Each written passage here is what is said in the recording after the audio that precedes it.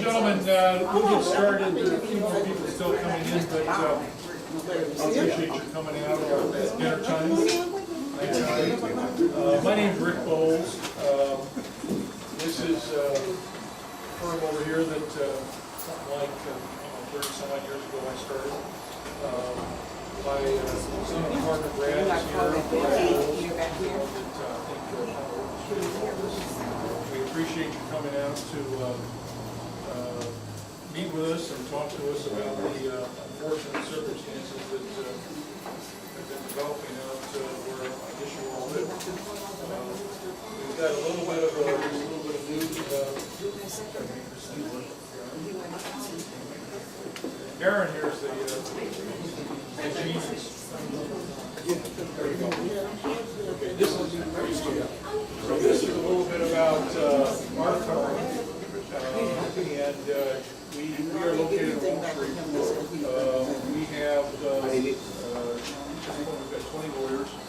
We've been doing litigation of all sorts for a long, long time. Some of you may have heard about a big developer named Ken Hoffman. That's the verdict up there against him. One of my partners, this guy here, he chases airplanes and is involved in all of these airplane cases that we're talking about. He and Brad primarily are in the mass torts and auto accident area. So we have been pretty successful over the years in accomplishing verdicts. We've been involved in environmental tort cases. One pretty similar to this where we had the privilege of working with Gerardi and Keys, and I'll talk to you about that in a minute. And Bob Finnerty back there is from Gerardi and Keys. This was a environmental problem where the groundwater had been contaminated under this development. And Brad, what do we have? We have about 75 homeowners. Pardon me? 175 homeowners were represented and got them very nice settlements and the thing. And as you say, we did that with Bob and his firm. This is kind of a history of information that we've been able to collect so far with respect to your folks.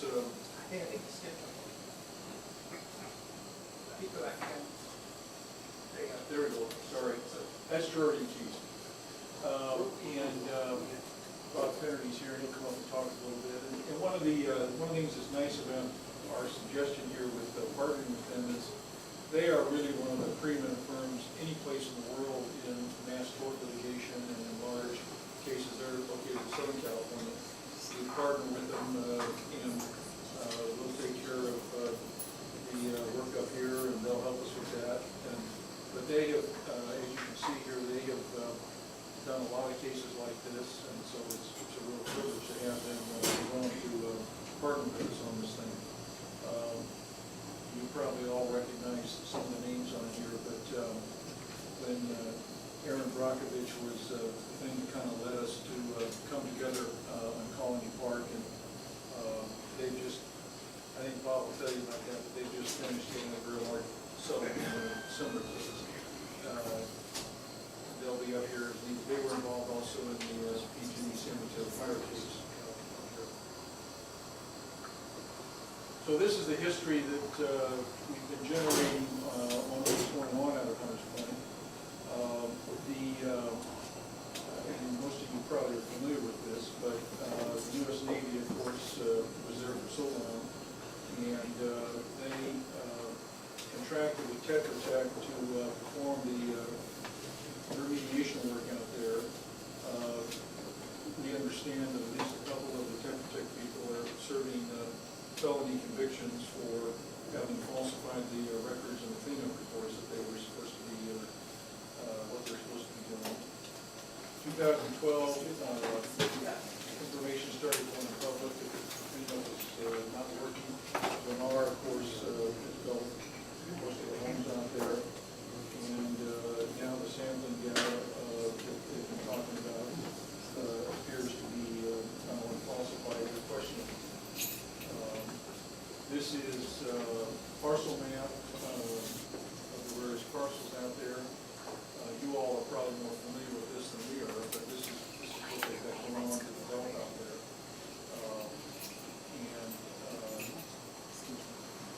where's the one where we recently? Say again? Parcel A, right there, corner. Yeah. Parcel A is from under. Sorry.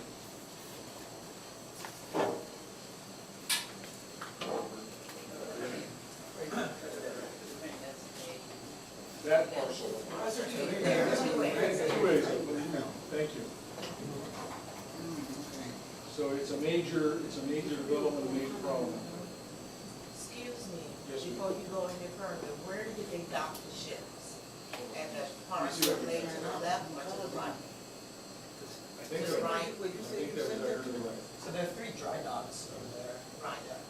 So who designed this one? Wait, it's that one, yeah. It's like a naval toy.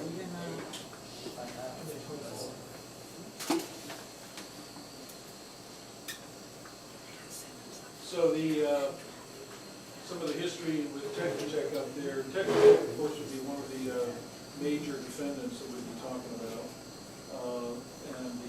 They're talking about the soil samples. And again, there's that parcel A right in the middle of this. They had eliminated the contaminated soil and hauled it away from the shipyard without getting proper testing and clearance. And then ultimately the alarms got set off about various monitors. And the Navy, of course, now has, back in 2012, has determined that some of the samples are inconsistent. And that's the, right in the center of the planned redevelopment of all times. You all are undoubtedly more familiar with the entire area out there. That's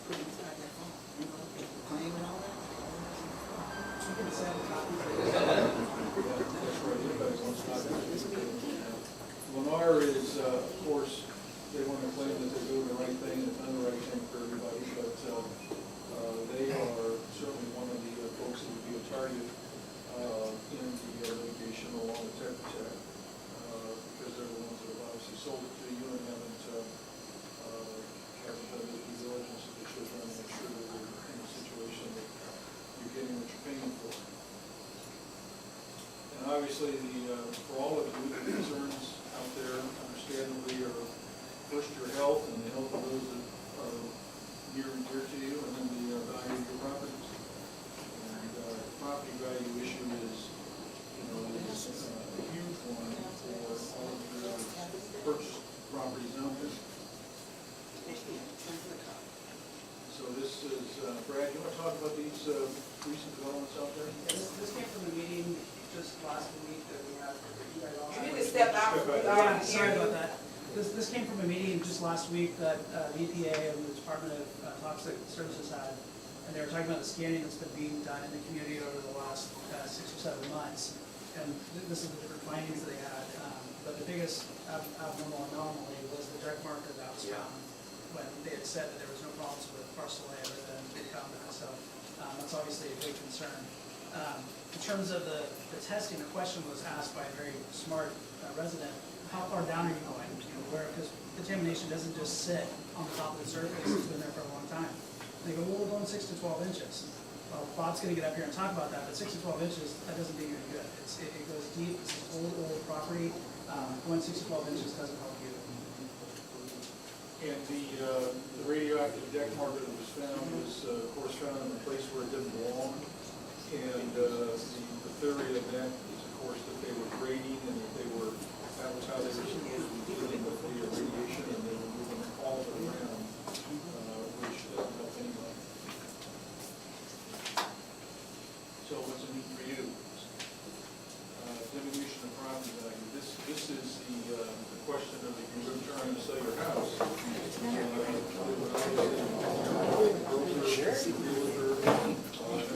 would tell you disclosure that you're out here in a place with potentially radiation.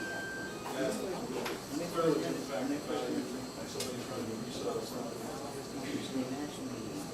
And of course, the stigma damage is the same thing. It kind of runs with the property. There's now, we haven't looked into what's going on in the market out there yet recently, but my guess would be that the realtors are having a little tough time moving property out there. stigma that's out there is anything but attractive. And other is, some people have already come up and found that they have various forms of medical issues. There are things like cause of action for things like fraud, potential emotional distress, everything, nuisance, all these things that run with a lawsuit that would be filed for the individual homeowners as a group. So let me, Bob, why don't you come on up and share with these folks, answer some questions for them, and share with them some additional information? I'd be happy to do that. Is it okay if I stay back here though? Why don't you talk about it? Okay, can you hear me over there? Barely. Maybe I'm. That's what everybody says I might be to hard to me. hear. Okay, so I said hi to some of you guys. I'm Bob Finnerty from Law. I've been doing this type of work for 35 years now. And I've come to a number of these meetings.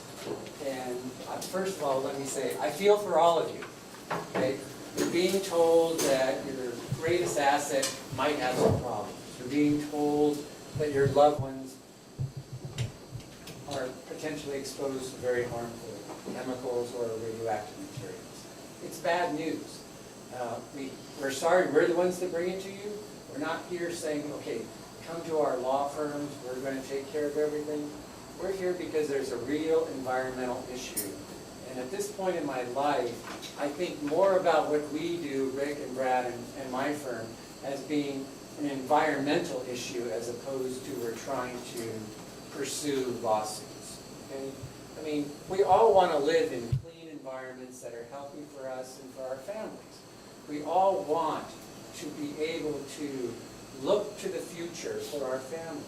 But what's happening now is more and more communities, and I probably could go to a meeting like this in every small town in the country every night of the week and discuss problems like this. So somebody asked a bunch of questions earlier today.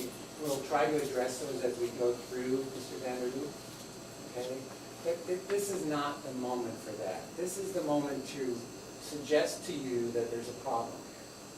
A problem that you probably need to take or pay some attention to before it's too late.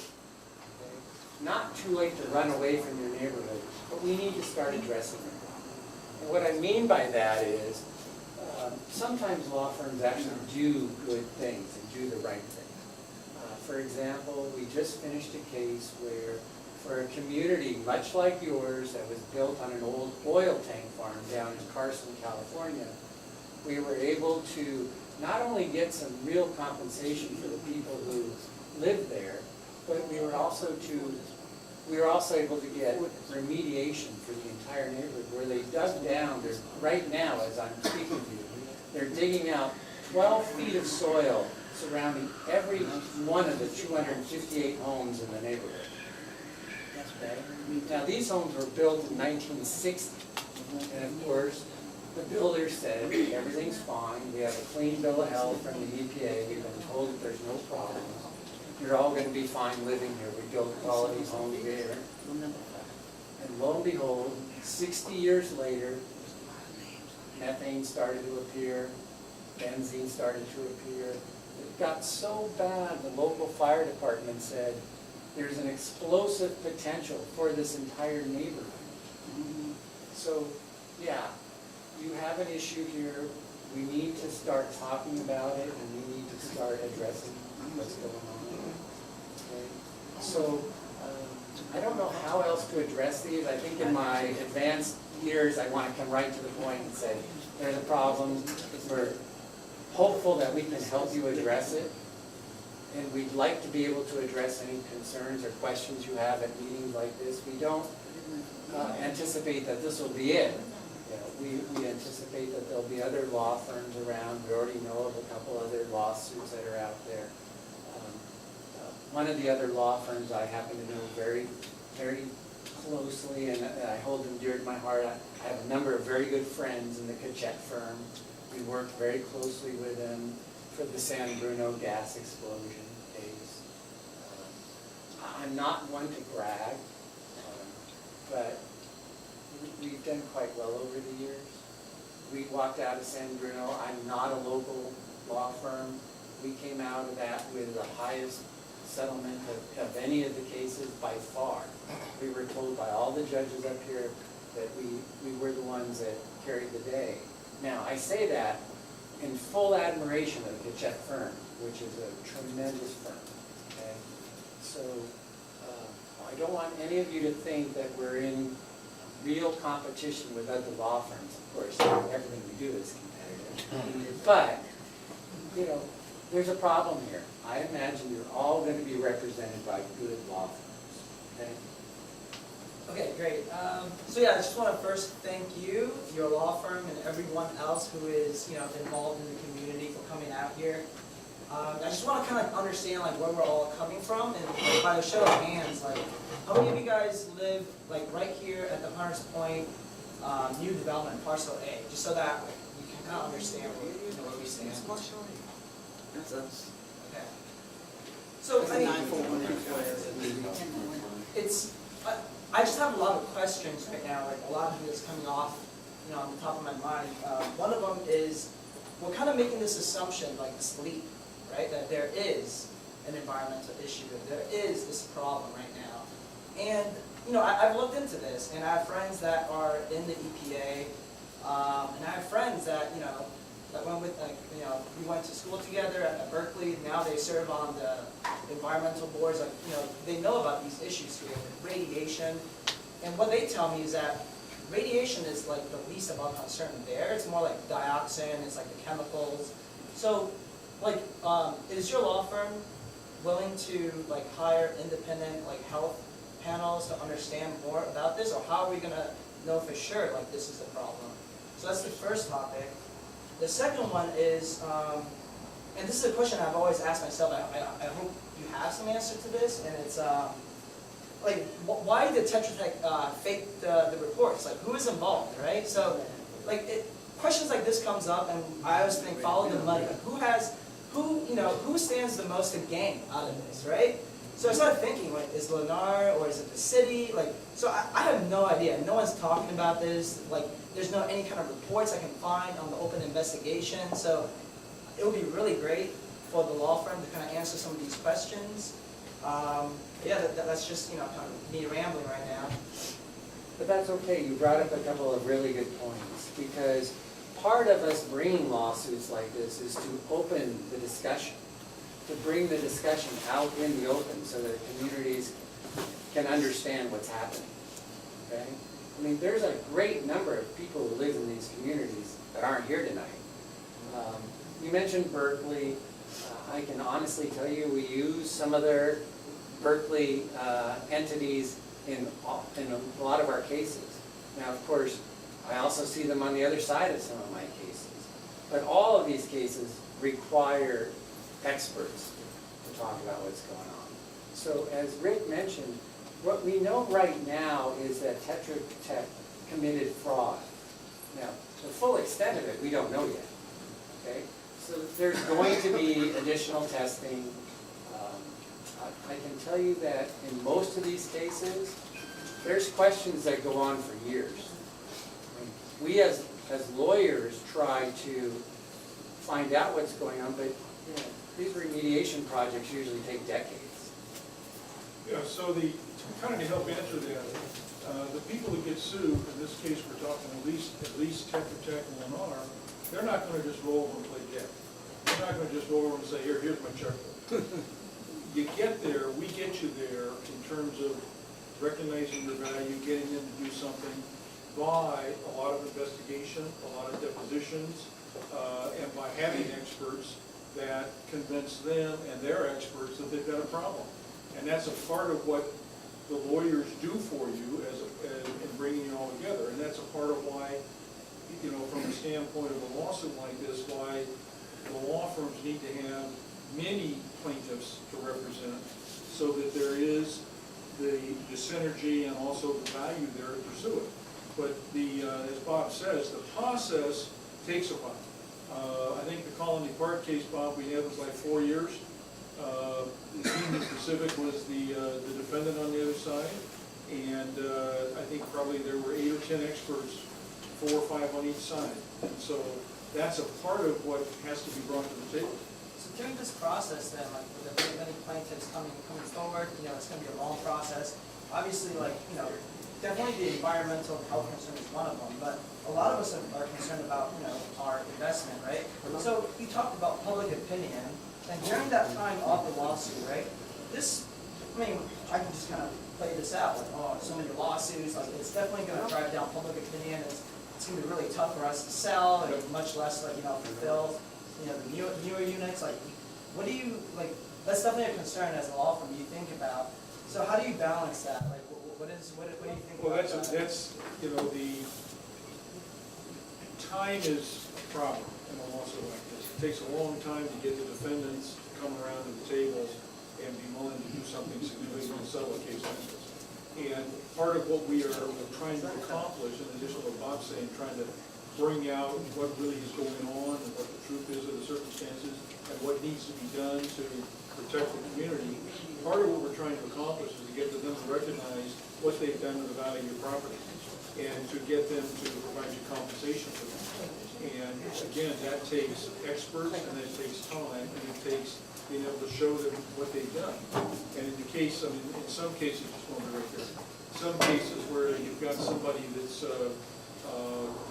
has health issues related to the exposures out there, that's a whole different area, and those kinds of cases are even more difficult because the medical proof also is there. You not only have to prove that the conditions are there, but then you got to prove the medical connection between the two. So that's it. Let me come over here first.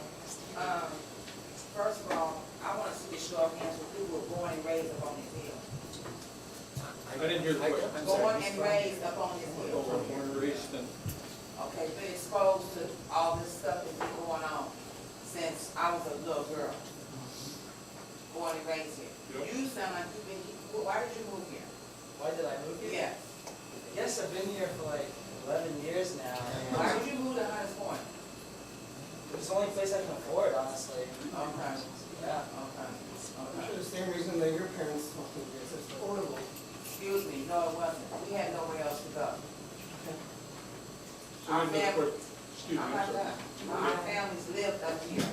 My grandparents lived, they migrated from the south and came here, where there was work and a place to live. These are army projects, and that's all we could afford, okay? So, it's a difference. My first concern is our health. Not no property, not selling no houses, we don't have no houses, these are not houses. These are low-income property that's owned by the city and the government, okay? I live in them right now. I live in a development that was just renovated. Lived in mold, feces coming up in the toilets, all the stuff. No heat for 2 years. So I got a lot of issues going on. Second, I worked in the shipyard for 4 years. I forget the name of the company, but my second concern is the water, because that's what I did out there. I was a well tester. I'm in construction, 17 years. And I tested the water wells out there, and I also tested the mines that are out there. So there's different things going on out there. If you look up the history of Lamar and Tetra Tech, maybe you can kind of see where they're coming from. They're not good people. They were chosen, it's very obvious, they were chosen to be up in here because of the low-income families that are up here. We have no money, we have nobody representing us. The people that we did have are dead and gone. Our true fighters, they are deceased. So we have nobody to back us up. So the companies, the big honchos with money and stuff, they come up here and they took over. Been fighting for this hill and this property for years. Okay? We've got the best view, we got the best weather and everything up in here. I can tell you some history, and a couple other people in here can tell you the history of this hill too. Okay? Where I used to live is torn down now. My school is torn down. So, Tetra Tech is not good people. Lennar is not good people. So it's all about the dollar. When you get down to it, it's about the dollar. They didn't care nothing about the concerns of the people that live up here already, been here for 50, 60, 70 years. about their health concerns. When they came in here, they knew what they was doing. Okay? I got pictures of me digging in the wells with monitors and everything else of what's going on. We had to wear, Tetra Tech gave us, these, monitors to wear for lead. Okay? So I had to go around all the whole parcel A, parcel B, and parcel C, going into wells. So God knows what's wrong with me, but all I can tell you is, I had to go in for a reading every day that I got off work for 4 years. For that. For that. Okay? That's not what's going on out there. That's not an issue. Right. Okay? So what do that tell you? Hopefully you don't have anything else going on. Exactly. Let me move over here, we have a question over here.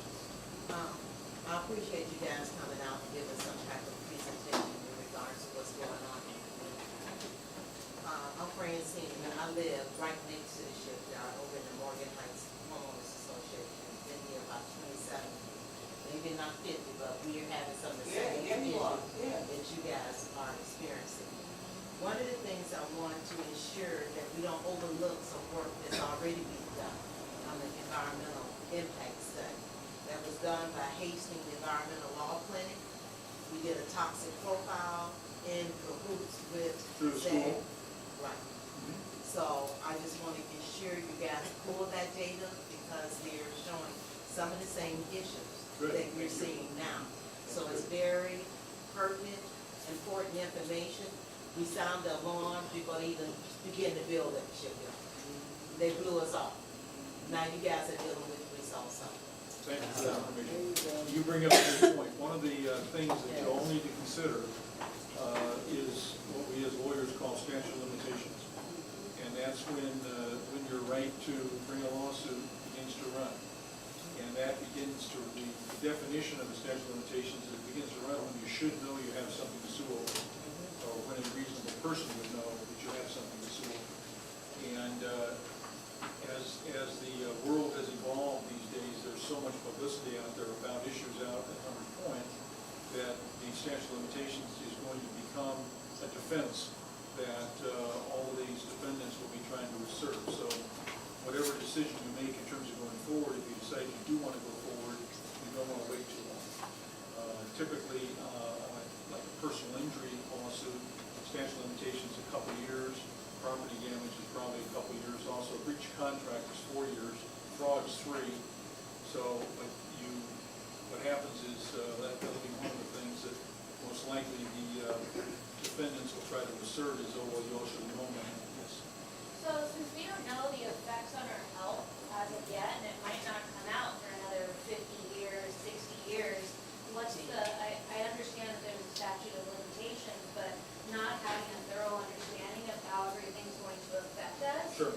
How is filing now Good going to be question. a benefit to us versus filing Well, 20 years down the line when everybody gets sick? there's the expert back there. It's a real problem because the law at times is very generous and at other times it's not.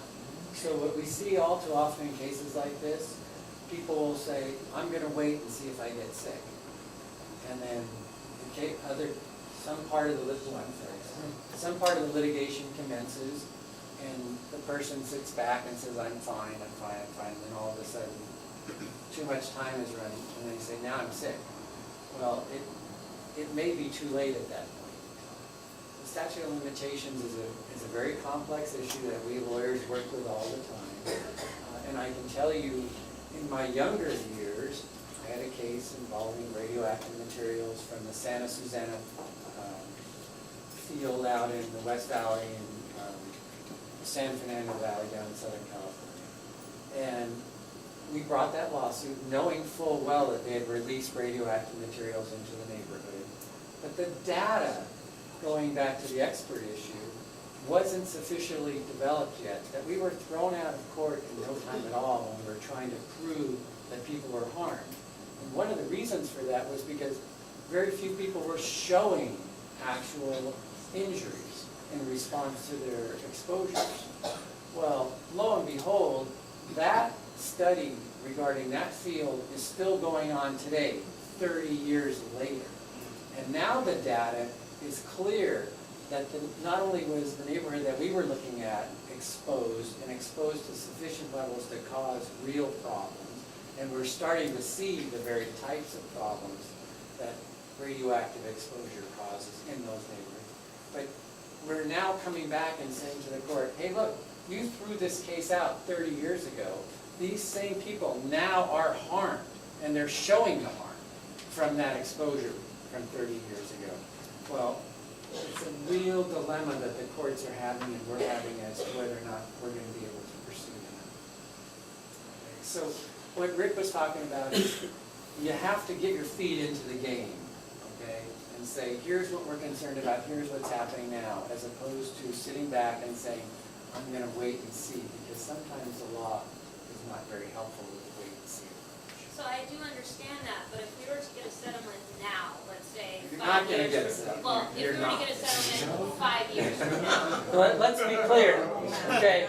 Yeah. not now, but 5 years from now, 10 years from now, if we were to get a settlement and no one is sick, how are you going to prove that there's any type of, health issues going on without any current issues? If there's sufficient exposure, there's going to be medical responses, exposures. Maybe not the cancer that we're all afraid of, but there'll be hints that we can develop through the medical experts. It kind of depends on the level of exposures out there that are, exist and that we can prove exist and that the experts can prove exist. And if it's like in Colony Park, the issue all was about exposure. And it turned out, through all the work that was done, the levels of exposure of the TCE that was in the groundwater was extremely low in terms of being threatening for the individuals, in terms of any health issues. And we didn't, of all the clients we had, we didn't have anybody that really had provable health issues. But they all got some compensation as a part of their diminution of value of their residences because of the underground contamination. And so it's going to depend on what we can develop. If we can develop enough to show that the levels are such that people are not having problems, and that just changes the whole dynamic. So you have an epidemiologist. Yes, sir. I'm just wondering, just so I'm kind of clear, who would this lawsuit represent? Because I hear you talking about diminution in value of homes, but I know some people aren't homeowners. So is it separated into groups of like people that own homes or not, or people that could have health issues or not, or how does all that work out? It's a good question. The clearest picture would be homeowners that are impacted. The values of their homes are clear. The other issues just depend upon what kind of development we can have in terms of what the contamination levels are, whether there in fact are people that have clear medical connections. And so the answer is kind of yes, yes, yes. Okay. Just depends on what, what our clients come through with and what the people we're representing want to talk about. They have to talk about. Is Yes, water, sir. I'm sorry. Let me pick up over here. Okay, I had 7 uncles, including my dad. I had 1 uncle that all passed of cancer, okay? And 4 of my first cousins passed of cancer in 1 year, and 1 of them was attorney. And the thing about it is, there's different types of cancer, so it's a known factor. There's radiation and cancer, but they're gone. So how do you determine who gets it if the children have it or not? Well, if they're, it's a great question. There's what we call in California wrongful death cause of action. And a wrongful death cause of action, again, is a statute of limitations, so there's a problem there because they're gone. But the heirs of the person who has passed away are the ones that have the cause of action. So if it's a married couple, the spouse has it. If they're kids, they also share it. So it kind of runs to the people that are left to survive. A brother, for instance, losing a brother probably has no cause of action, unless there's support there, perhaps, and one of them support the other. So then there was a question back in the back. well, I was gonna ask about, water. Okay. Say again, I thought somebody back there started to raise a question. I've got a question. Who's paying for you to run the family? Say again? Who's paying for your services? Rick is paying for everything. So what, it's all like, like. So what happens in a case like this is the lawyers have with their clients what's called a contingency fee agreement. Okay. So we get a part of the recovery of costs that we advance. And that does a couple of things. Number one, it lets the plaintiffs, our clients, have a lawsuit and have it prosecuted without them having to incur the legal expense and the legal fees that you would be doing if you're hiring a lawyer by the hour.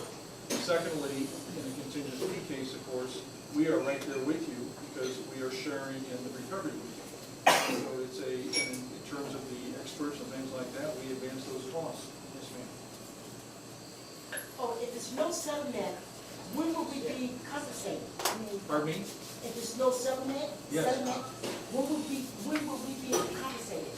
Or Well, will we be? if there is no settlement, you're not compensated, nor are we. Can I just ask a question as well, like, so if we, for homeowners, if we join a class action lawsuit against Verna or whoever, how does that impact our relationship with Verna, like as homeowners and residents? Well, Like, that's does it. it have a negative impact on that? Well, that's a good question, because they have ongoing contractual obligations to you that are totally different from this. Now, sure, it may, depending on who you're dealing with and what's going on, it may cause the person that you're dealing with out there day to day to be annoyed about it. But they get over that and But they recognize. legally, there's nothing to stop us from doing No, that. let me fix it back. Yes, sir. Are you definitely pursuing this lawsuit, or are you gonna need a certain amount of people to sign up with this lawsuit for you to move forward? What's Good the? question. I think the answer to that is we want definitely to pursue it. We have not set a threshold number at all. I think we already have one lawsuit that's going on. We have a couple already signed up. Couple more. And like if it's a class action, like I've been pulled into class actions for So a this- variety of different things, but been benefited, but never signed up. Bob, your thoughts, more likely than not, I don't. More likely than- So,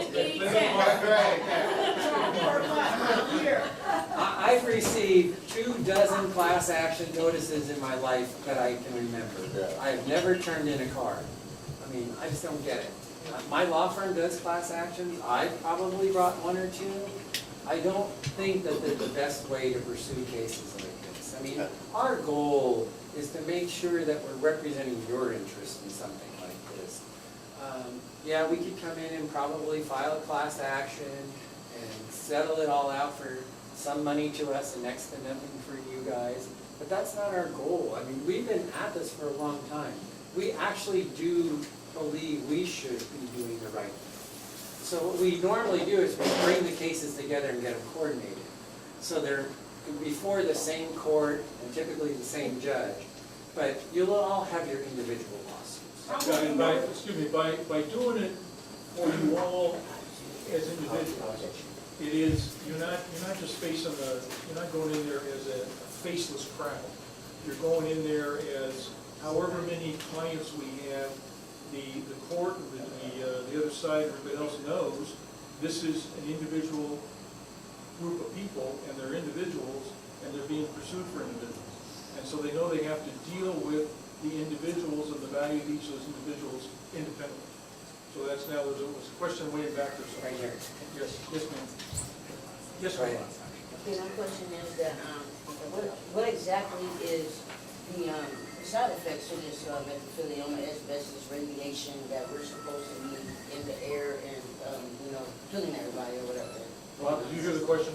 Because I didn't hear it. What exactly is the side effects to this So mesothelioma, this is medical. asbestos radiation that's in the air? And we don't And one more know, thing, doesn't mean. we don't know the answer to all of those questions. That's what doctors, where experts come in. Okay, but my other question is, why are we still here? If all this is in the air and it's polluting us and people are dying. Because some people die at age 35, and some die at 40, and some die at 45. We're all different. We all react to things differently.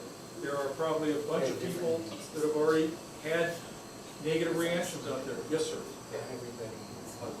Yes. I guess the follow-up question to that is like, how closely are you guys following the health concerns? Because I guess I'm kind of already scarred by them saying they lied about the evidence, and whoever's taking the evidence now and saying that there is radiation, how do we follow up with that? That's true, and that we can actually test that kind of evidence that it's harmful for us, harmful to us. So that's all a part of what, in the legal process, and through the depositions and the experts and the investigation that we do, we get into that kind of stuff. And we, Hearsay, no matter what it is right now. so what you're gonna do, what we will do is we will find people that were involved and we'll take their depositions and we'll find out what they know and we'll get the documents and be able to pursue it. And I actually think that it doesn't need to be like a zero-sum game, like hearing from you guys where you lived here for 45, 50 years, there must be some sort of alliance that like the newer homeowners and the people that have lived here that can come to an agreement with. Like for example, right, like if we don't seek, like if you don't expect we can get a settlement right away, is there a way that we can make Lennar and Tetra Tech and the city putting pressure on them to improve like the infrastructure here? Like I just did this calculation the other day. There are 3 line items of the Melrose tax, and I calculated this. It's about $14,000 extra I'm paying every year. $14,000 extra. I'm supposed to be getting schools built down there. I'm supposed to be getting like the newer transit center. I'm supposed to be getting parks, like all these things that will increase like, you know, the funding and the schools and the, I plan to have children here, you know, like I want them to go to a good school. Like are there things that we can do as homeowners and, you know, as people that have lived here that can put pressure on the city and on Lennar to kind of increase like these, you know, like just, you know, like if it's not a settlement, right? Bob? So let's not get this too sidetracked. Our goal is to get compensation for all of you, okay, ultimately, to get a settlement. That's our goal, okay?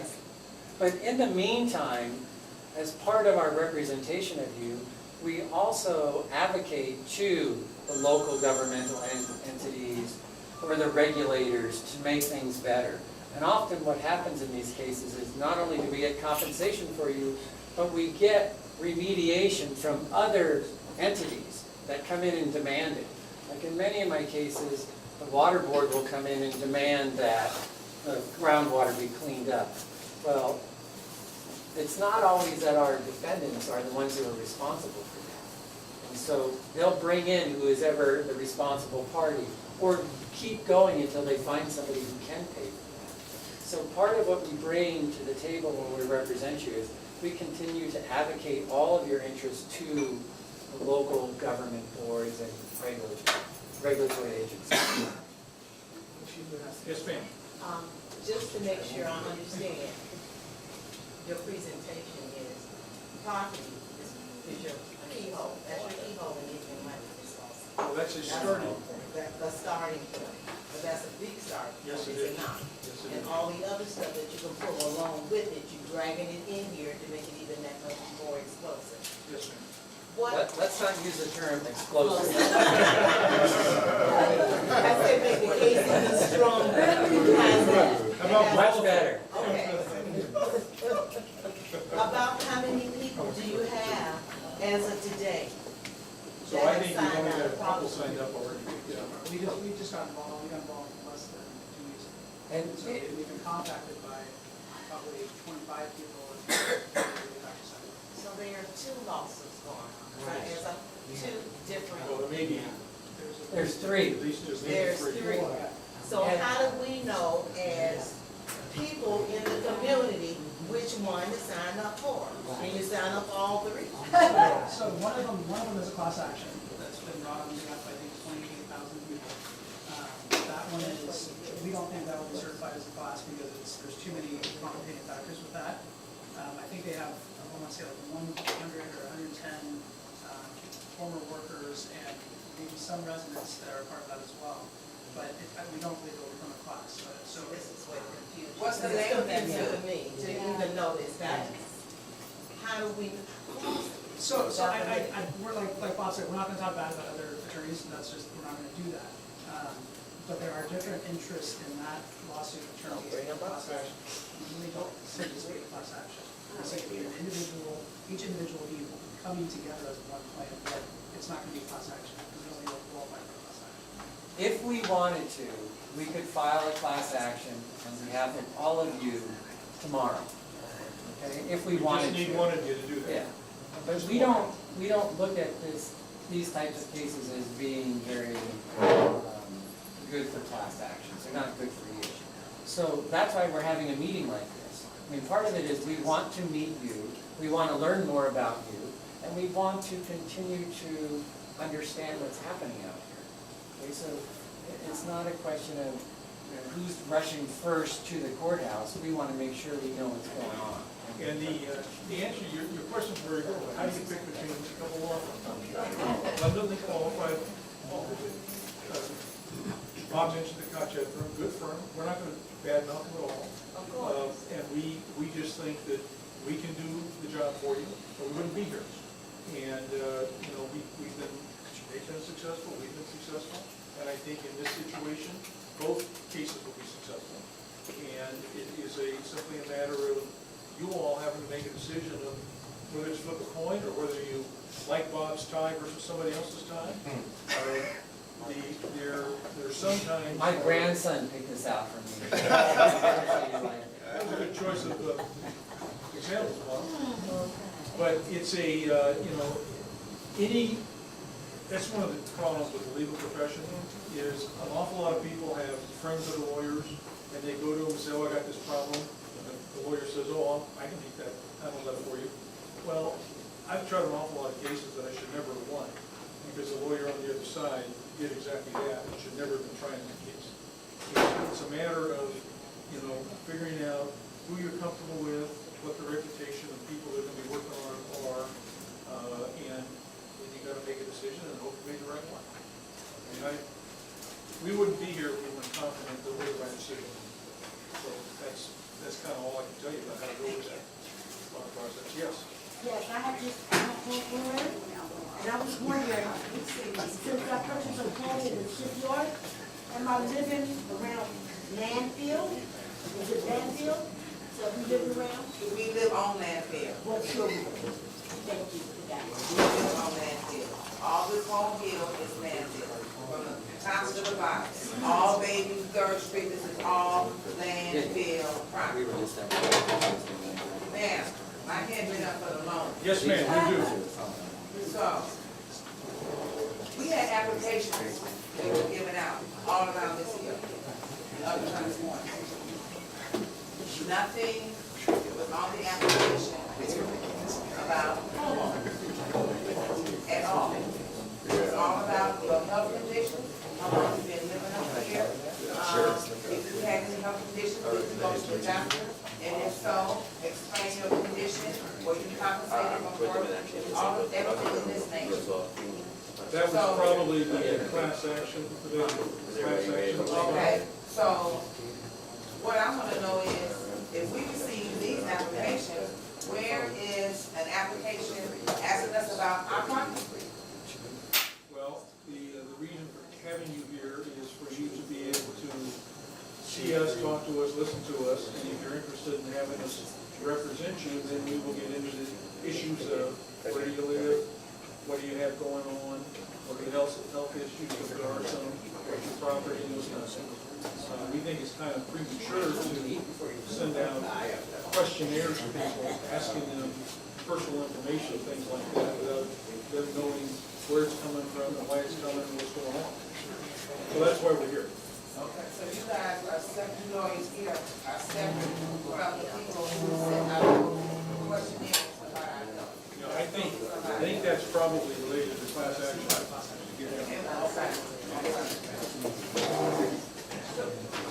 Like a tort case like this, right? You don't try in like San Francisco Superior Court. If it goes to trial. If it goes to trial, now would it be a judge? Would it be a jury?